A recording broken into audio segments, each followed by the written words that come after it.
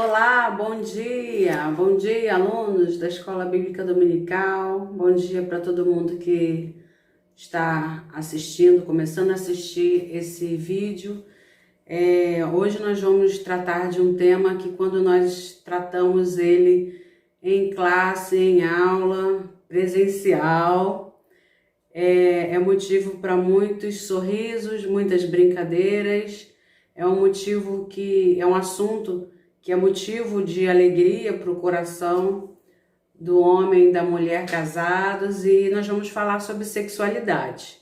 E o tema é os cônjuges e a sexualidade. Mas antes nós vamos orar, pedindo ao Senhor a bênção dele sobre as nossas vidas. Vamos orar? Pai do céu, nós te louvamos e te agradecemos, Senhor, porque temos a oportunidade de falar com o Senhor e de prestar culto e adoração ao Senhor e de tratarmos, Senhor, desse assunto, que é um assunto tão importante para a vida do casal. Ó Deus, obrigada porque o Senhor nos deu a nossa sexualidade, nos deu a relação sexual para a nossa vida de casado, Senhor. Muito obrigada e nos ajuda, Senhor, a desfrutá-la, Senhor, da maneira como o Senhor programou, projetou para as nossas vidas, para nosso prazer e para a nossa alegria, Senhor. Abençoa a nossa vida sexual, abençoa a vida sexual de cada um que está acompanhando agora, e que aquilo que nós vamos estudar hoje, possamos realmente, Senhor, colocar em prática nas nossas vidas, e que possamos ensinar também esse assunto para os nossos filhos, sabendo que o mundo tem ensinado de maneira tão errada, tão diferente daquilo que o Senhor nos ensina nas suas sagradas escrituras. Ó Deus, nos orienta. Oramos com nosso coração cheio de gratidão, no nome poderoso de Jesus. Amém e amém. Bem, o texto bíblico é o texto de Cantares 7, de 1 a 10. Você tem que ter a oportunidade aí de abrir a sua Bíblia. Abra nesse texto de Cantares 7, de 1 a 10. Eu vou estar lendo aqui e você pode acompanhar. Só quero lembrar para vocês que nós estamos estudando, finalizando a revista Família Cheia da Graça, ok? Já deu tempo aí de você pegar a sua Bíblia ou de abrir seu celular? Vamos ler então. Diz assim a palavra do Senhor. Quão formosos são os teus pés nos sapatos, ó filha do príncipe! As voltas de tuas coxas são como joias trabalhadas por mão do artista. O teu umbigo, como uma taça redonda, a que não falta bebida. O teu ventre, como um monte de trigo cercado de lírios. Os teus dois peitos, como 2 filhos gêmeos da gazela. O teu pescoço, como a torre de marfim. Os teus olhos, como os viveiros de Esbom, junto à porta de Bet-Rabim. O teu nariz, como a torre do Líbano, que olha para Damasco. A tua cabeça sobre ti é como o monte Carmelo. E os cabelos da tua cabeça como a púrpura. O rei está preso pelas suas tranças. Quão formosa e quão aprazível és, ó amor em delícias! A tua estatura é semelhante à palmeira, e os teus peitos aos cachos de uvas. Dizia eu, subirei a palmeira, pegarei em seus ramos, e então os teus peitos serão como os cachos na vide, e o cheiro da tua respiração como o de maçãs, e o teu paladar como o bom vinho para o meu amado, que se bebe suavemente e faz com que falem os lábios dos que dormem. Eu sou do meu amado e ele me tem afeição. É um texto lindo demais, né? Aqui Salomão e a sua esposa Sunamita. Nós já estudamos isso na igreja e a gente até brinca como é que eram os elogios da época, né? As mulheres eram comparadas a cabras, a corça, a vaca de Bazã, o corpo como taças, como uva, como maçã, né? Hoje em dia os elogios são bem diferentes, né? Mas que coisa linda é ver o romantismo, é ver essa paixão, esse amor, esse apaixonamento. É muito lindo. E pra gente começar uma relação sexual, isso é muito importante, né? Os carinhos, as palavras doces, as palavras agradáveis, os sussurros, os elogios fazem parte de tudo isso. Bem, nós vamos fazer a introdução da lição dizendo que o diabo ele é especialista em deturpar a verdade, né? Existe uma historinha que foi contada assim, quem criou o homem e a mulher? Ah, foi Deus. E quem criou o sexo? Foi o diabo. O sexo foi criado por Deus para marido e mulher. E o sexo é somente mais uma das várias deturpações que o inimigo faz, né? Ele costuma usar assim um pouquinho de uma verdade bíblica com uma mentira, né?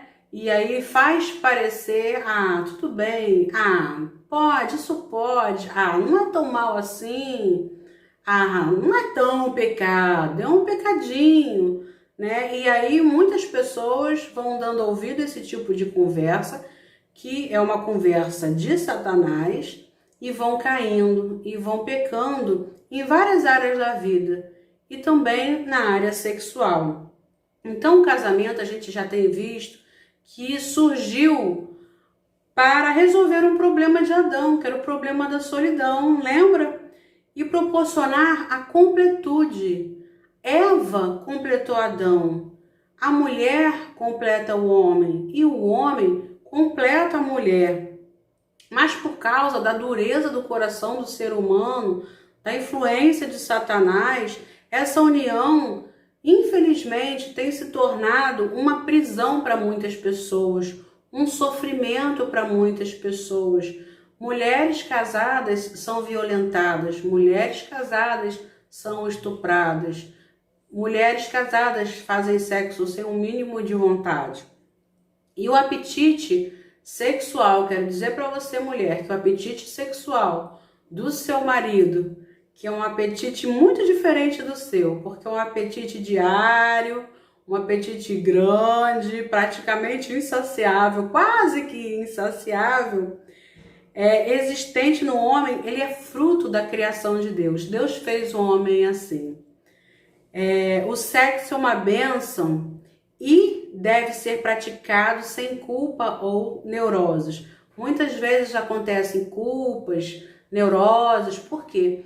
O sexo muitas vezes foi nos passado de maneira errada.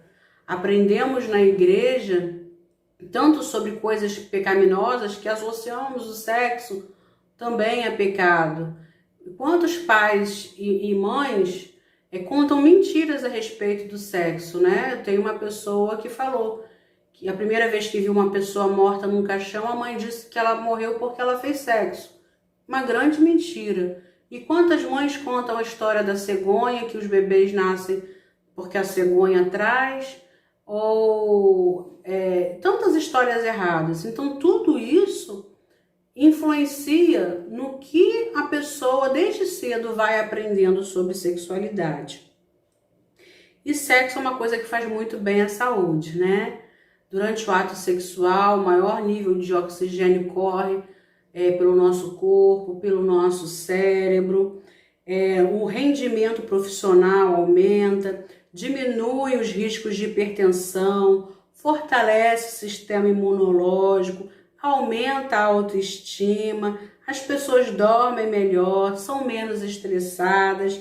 Isso prova que o sexo faz de bem ao coração, ao corpo e à mente, né? Então, às vezes a gente brinca também que quando a gente vê uma pessoa bastante ranzinza, sempre de cara fechada, sempre aborrecida, a gente pode pensar, será que ela não está fazendo sexo? Né? Porque o sexo faz muito bem pra gente. O primeiro tópico vai falar sobre a prática sexual segundo as Escrituras, segundo a Bíblia, a palavra de Deus.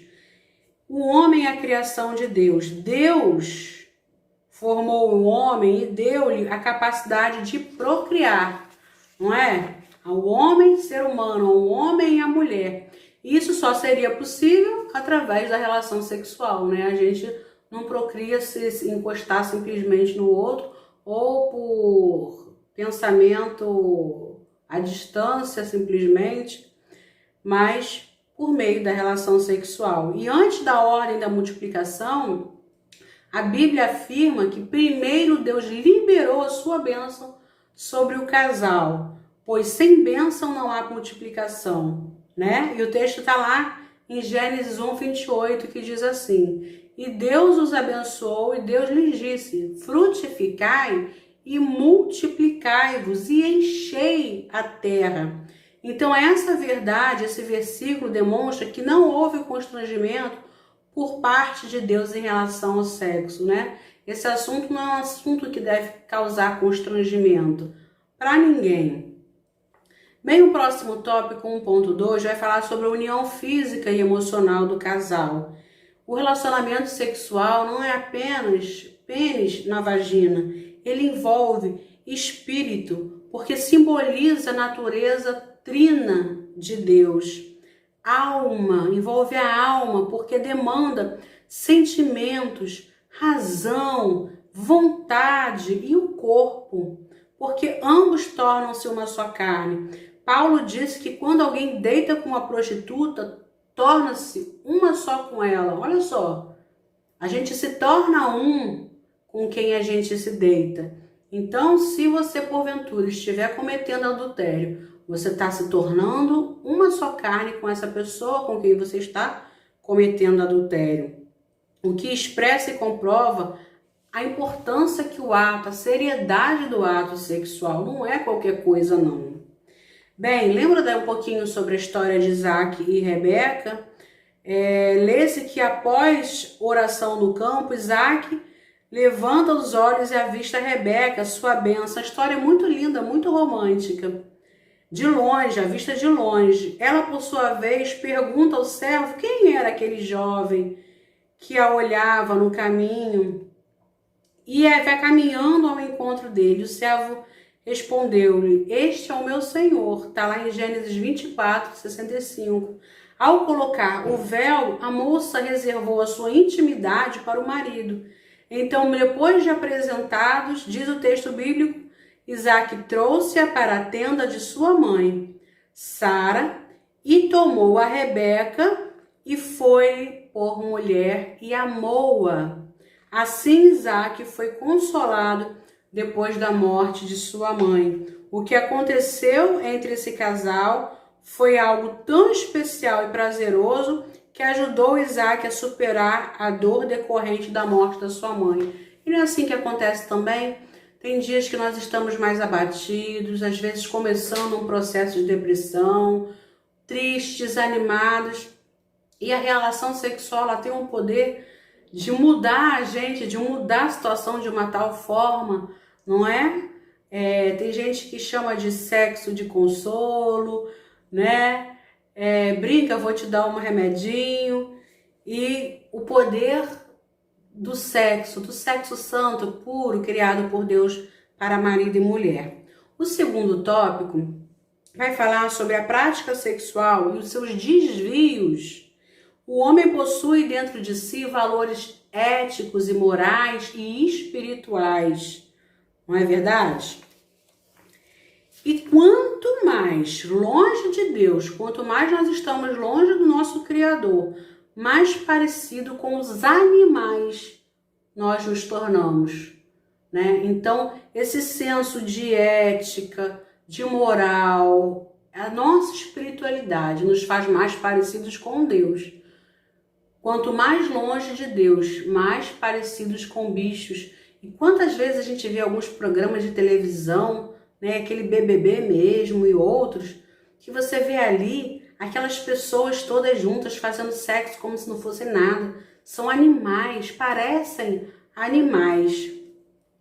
E aí a gente vai falar também sobre a prostituição e os seus males. A recomendação bíblica é para fugir da prostituição e mortificar a natureza pecaminosa, né? Porque às vezes você é casado, mas vem alguém que passa com um olhar diferente para você, aquele olhar, aquele andar sensual, ou um colega de trabalho, uma colega de trabalho, ou alguém que manda uma mensagem para você no seu WhatsApp e fala de uma maneira diferente com você.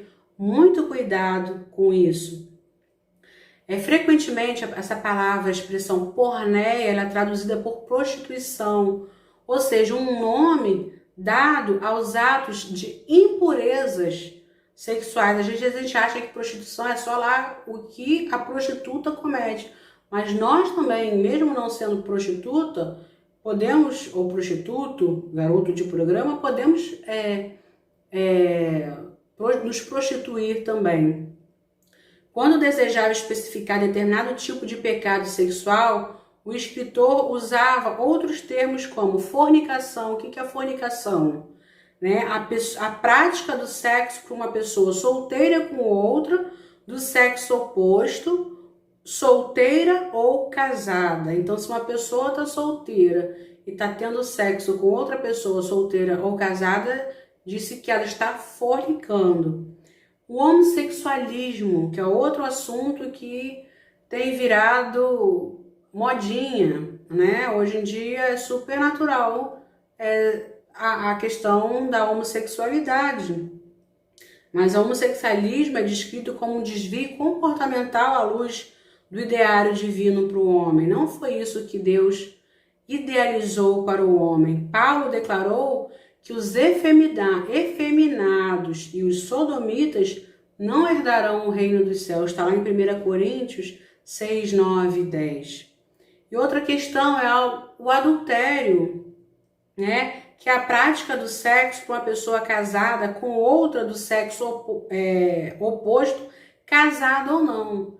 Então, se você é casado e você está tendo relação sexual, seja com uma pessoa solteira ou casada também, você está cometendo adultério. E os apóstolos afirmaram que os adúlteros não herdarão o reino dos céus. Há perdão de Deus, no entanto, para aqueles que se arrependem. Se você está adulterando, se arrependa, para com isso, se arrependa e peça perdão a Deus. Confesse também para o seu cônjuge o seu erro. Peça perdão também para o seu cônjuge, porque se você se arrepender de verdade, largar essa prática, Deus vai perdoar você. 2.2. O prazer como guia.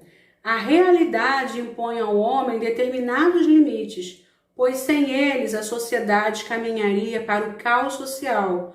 Por isso, quando Deus declara que o pecado mata, é porque realmente mata. Gênesis 2:17. Há pessoas que não se preocupam com as consequências do pecado. Mas lembra da lei da semeadura? Tudo que a gente planta, a gente colhe. Tudo que a gente faz tem consequências. É assim que funciona aqui nesse mundo terreno. As pessoas buscam satisfazer os seus desejos libidinosos, seus desejos sexuais, e não querem honrar a Deus.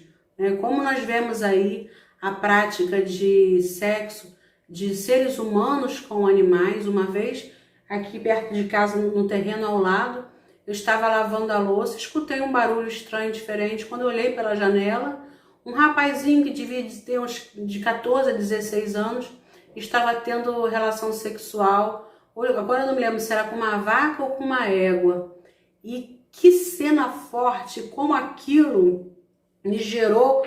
Assim, eu fiquei num momento sem reação, eu só fechei a janela, fechei a janela, a outra pessoa com certeza escutou que alguém fechou a janela e corri, né? Tamanho, eu não sei, não tem nem palavras para explicar aquela sensação horrível, terrível que eu senti ao ver um ser humano tendo relação sexual com um animal.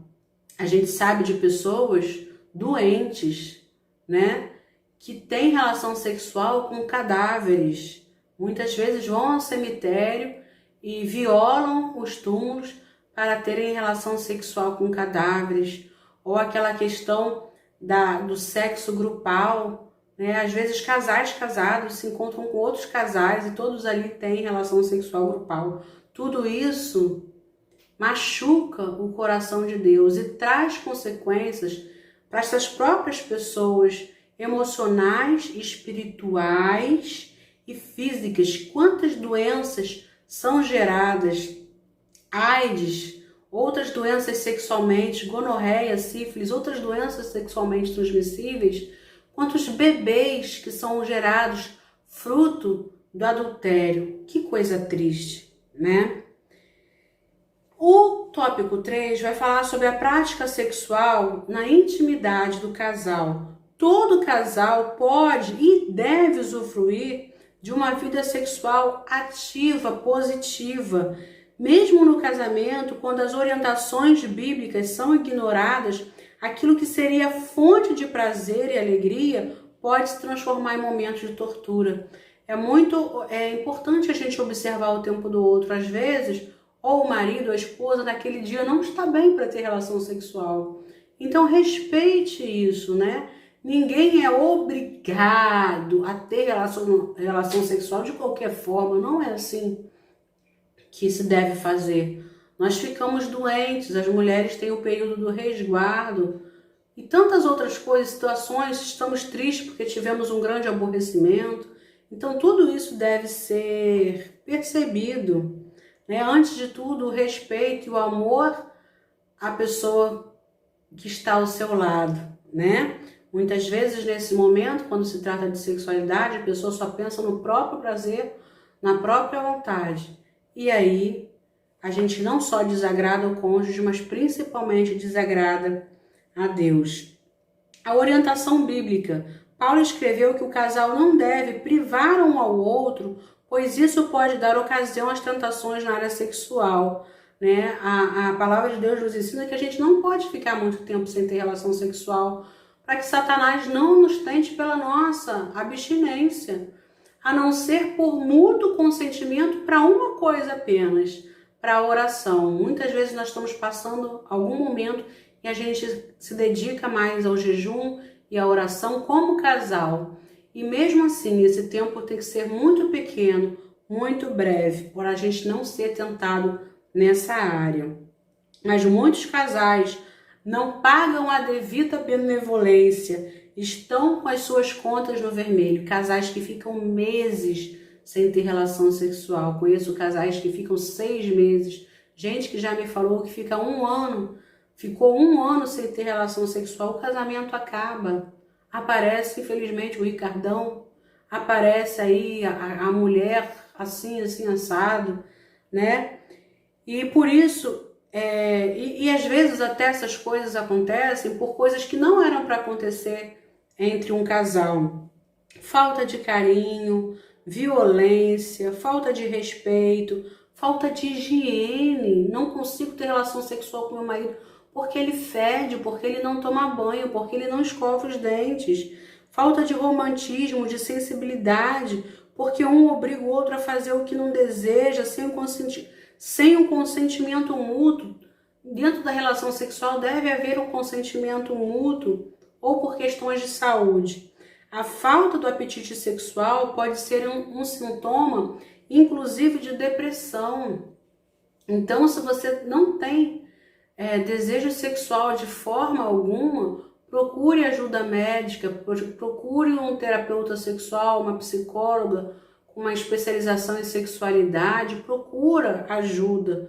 Não vá levando e empurrando com a barriga, porque as coisas não costumam acabar bem assim.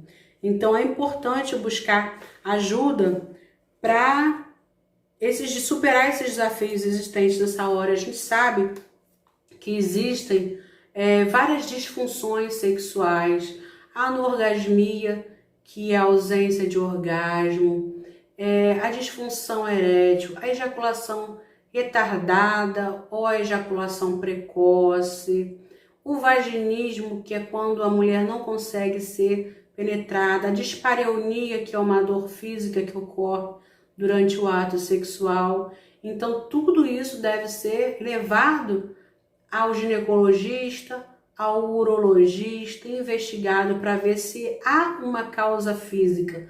Não havendo uma causa física, procure a ajuda de um psicólogo. Se você é homem, procure a ajuda de um psicólogo, um homem cristão também.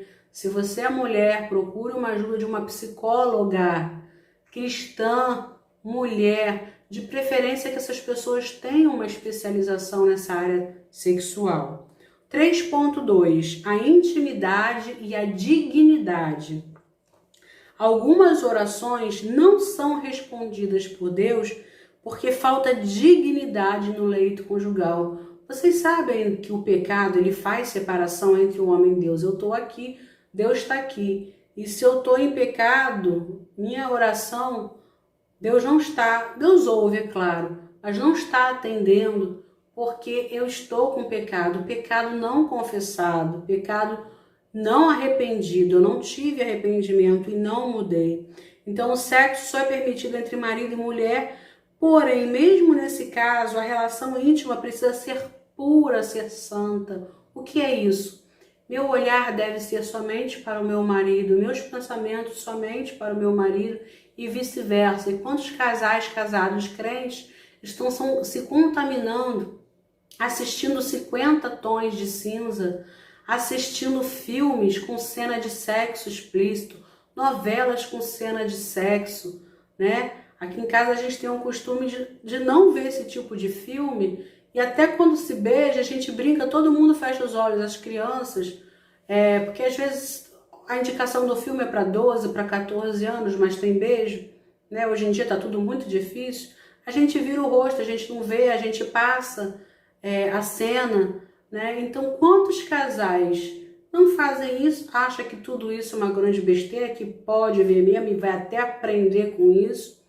E quando você vai ter relação sexual com a sua esposa ou com o seu marido, você não está pensando nela. O que está te estimulando é a outra pessoa, é a cena do filme, da novela ou do Big Brother que você viu. Isso é pecado.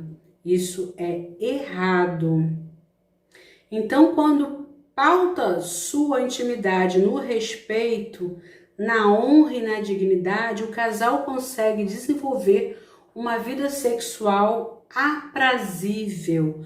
Quando um não quer, os dois não fazem. O cônjuge não pode ficar em silêncio e submeter-se a determinados caprichos do outro. É importante, às vezes, saber dizer não. Então, tudo tem que ser conversado. O que vamos fazer? Como nós vamos agir, né? Muitas vezes conversa-se sobre tudo dentro do casamento, mas não se conversa sobre os assuntos sexuais. Muitas vezes se ora por tudo dentro do casamento, mas não se ora sobre os assuntos sexuais. O diálogo na área sexual é muito importante. O que fazer, como eu gosto de ser tocada, como eu gosto que seja feito para que fique excitada, excitado, como assim, o que não fazer. Tudo isso deve ser conversado e o respeito ao outro é muito importante. Quando o amor está presente no relacionamento, sempre há entendimento. Isso é lindo demais. O ideal é conhecer o outro para que esse momento íntimo seja aquilo que deve ser um tempo de prazer. E para a gente concluir, eu quero dizer que o sexo é bênção somente dentro do casamento. Fora, torna-se maldição. Mesmo no matrimônio, também é necessário praticar com a pureza e com a santidade, pois tudo que o homem faz deve fazer para a glória de Deus. Então, até o sexo que você faz com o seu cônjuge é para a glória de Deus, deve ser para a glória de Deus. Que Deus possa abençoar a sua vida, o seu casamento, a sua vida sexual, a sua vida conjugal. Ensinemos também para os nossos filhos esse assunto, né? Porque, como eu falei na oração, o mundo está ensinando e está ensinando tudo errado. As novelas, a Malhação, está ensinando tudo errado. Os vídeos que eles estão acessando na internet ensinam tudo errado. Seja você, pai e mãe de Deus, a ensinar os seus filhos também sobre esse assunto. Que Deus possa abençoar a sua vida grande e poderosamente. Fica na paz. Amém e amém.